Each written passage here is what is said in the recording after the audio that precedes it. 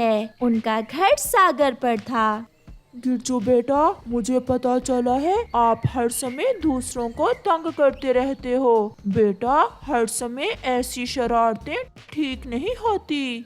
क्या है गिरजू के पापा, आप भी ना हर समय मेरे छोटे से बेटे के पीछे ही पड़े रहते हो। मम्मा, मैंने अपने पानी से एक तितली का पंख ही तोड़ा था। और क्या किया था जो पापा मुझे इतना डांट रहे हैं। पालकी बादल उनके घर आती है। सुन ले, मैं आखिरी बार बता रही हूँ, अगर फिर कभी तुम्हारा बेटा हमारे घर की तरफ आया तो मैं इसे छोड़ूंगी नहीं। इतना चला क्यों रही हो, सीधे से बताओ हुआ क्या है। मेरा बेटा अपने घर के बाहर बैठा हुआ अपना भोजन खा रहा था कि तुम्हारा गिरजू पीछे से आकर इतने जोर से गरजा कि मेरे बेटे का भोजन नीचे गिर गया और मेरा बेटा अभी तक डरा हुआ है। ये सुनकर मम्मा बादल हंसने लग जाती है। तो इसमें मेरे गिरजू का क्या दोष है। तुम्हारा बेटा है ही डरपोक। चल भाग यहाँ से, बड़ी आई मेरे बेटे की शिकायत लगाने वाली। पालकी चुप करके वहाँ से चली जाती है। दूसरे रोज मम्मा बादल और पापा बादल अपने घर में सोए हुए थे कि उनके घर के दरवाजे पर दस्तक होती है। राजू बादल ने भेजा है, पश्चिम वाले जंगल में बरसात करने जाना है, जल्दी चलें।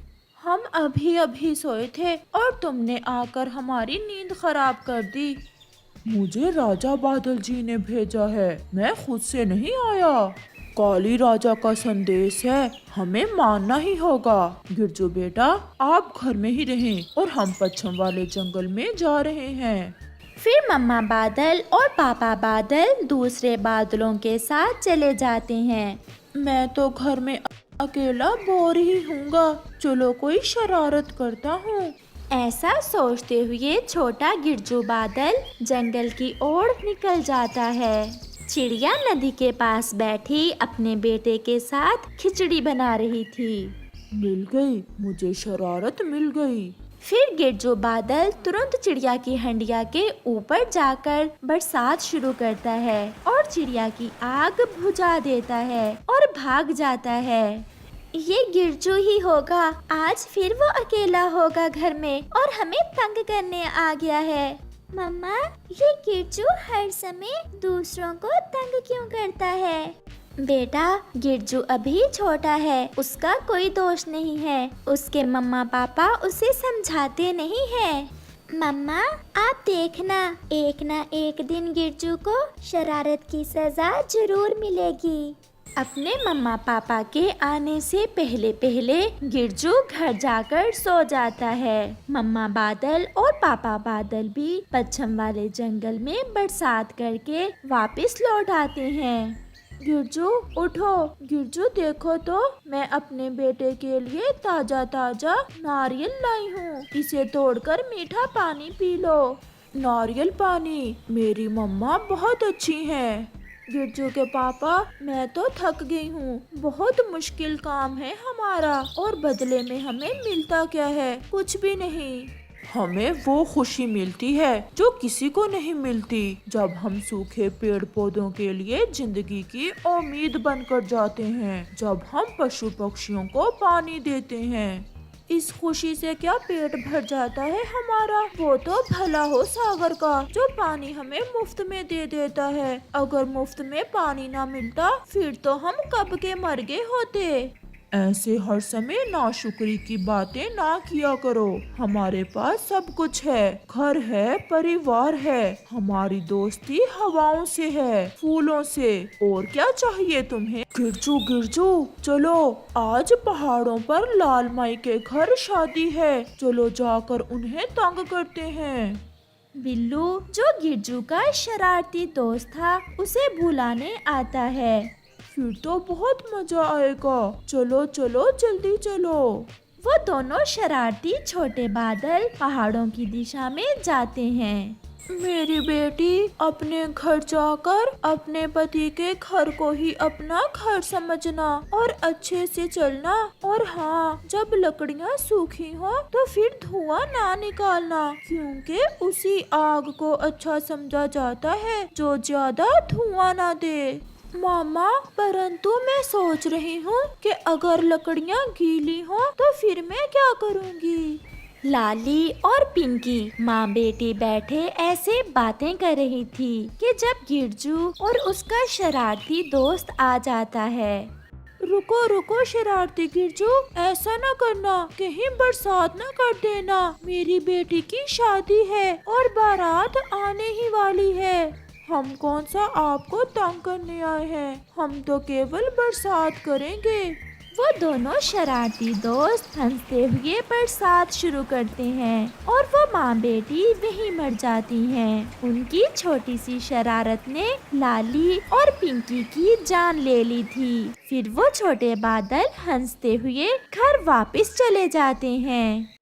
कव्वे भैया, कल मैं नदी पर बैठी खिचड़ी बना रही थी कि गिरजू बादल, जो बहुत शरारती है, वहाँ आया और उसने बरसात शुरू कर दी। मेरी सारी खिचड़ी खराब हो गई। चिड़िया, मैं भी उस गिरजू के बच्चे से बहुत तंग हूँ। तितली भी उड़ते उड़ते वहाँ आ जाती है। उस गिरजू ने मेरे बेटे का पंख तोड़ दिया है। मैं उसकी मम्मा को बताने गई तो उल्टा उसने मुझसे ही लड़ाई शुरू कर दी। अब मुझे कुछ ना कुछ करना होगा। चलो दोस्तों, हम सब हवाओं की रानी के पास जाते हैं। हवाओं की रानी उसका कुछ कर सकती है। रानी जी, हम जहाँ भी बैठे होते हैं वो गिरजू बादल आकर हमें तंग करता है। मेरे बेटे का पंख तोड़ दिया उस शरारती बादल ने। मैंने सब बादलों को आदेश दे रखा है कि किसी को तंग नहीं करना। हम हवाएं, बादल, फूल, तितलियां और पक्षी सब दोस्त हैं। अगर ऐसे एक दूसरे को तंग करेंगे तो फिर ये दोस्ती कैसे चल सकती है। मैं आज ही उस छोटे गिरजू को सबक सिखाती हूँ। फिर रानी बहुत गुस्से में गिरजू के घर की तरफ जाती है।